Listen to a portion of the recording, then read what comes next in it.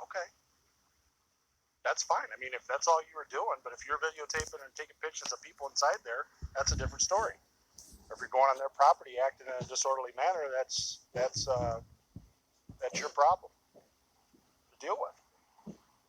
Officer Holland eventually returns with what appears to be a staff member of the facility and informs Mr. Biederstedt that he is under arrest for disorderly conduct. Sergeant Stewart escorts Mr. Biederstedt to the patrol car, and then something amazing happens. So he's walking by videotaping the building? Videotaping the building, he's like zooming in on the windows, What that's... the doors. I know. It's not illegal to do that. I explained to them what's going on, and they're like, oh my gosh, okay, I don't know what he's doing. Okay, but time out. That's not illegal to do that. Okay.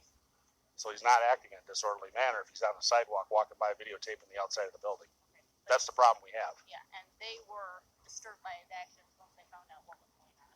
But how are they?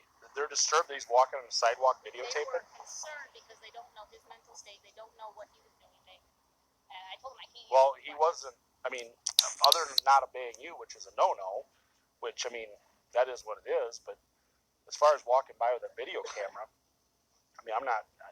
That's not something that. Even though they're bothered by the actions that he was doing. You can be bothered by a lot of things, Sam.